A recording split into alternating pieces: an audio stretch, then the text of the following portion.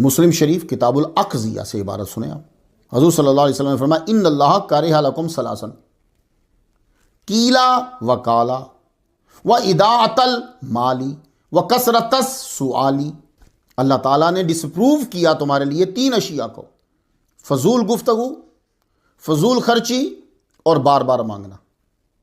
ٹھیک ہے، یہ کیل اور کال کا معنی میں نے فضول گفتگو کیا ہے.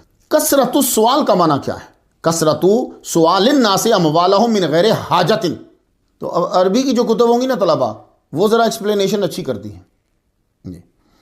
تو اب کثرت السؤال کا معنی ہے کہ حاجت نہیں ہے اور مانگنا، اسے کثرت السؤال کہیں گے. تو وہ یہ نہیں کہہ رہے معنی کثرت السؤال کا، یہ نہیں کہہ رہے، وہ یہ کہہ رہے ہیں کہ اس بندے کو حاجت ہی نہیں اور مانگ رہا ہے، یہ کثرت میں چلا جائے گا. اب یہ بتاؤ، یہ پیشہ ور بھکاری ہاٹ سپاٹس پہ جو کھڑے ہوتے ہیں، سگنل پہ جو کھڑے ہوتے ہیں، ہر فرد یا اکثر فرد سے مال کا سوال کرتے ہیں، جب یہ اس کا عمل اللہ کو پسند نہیں تو اسے جانتے ہوئے تمہارا دینا کیسے اللہ کو پسند ہوگا؟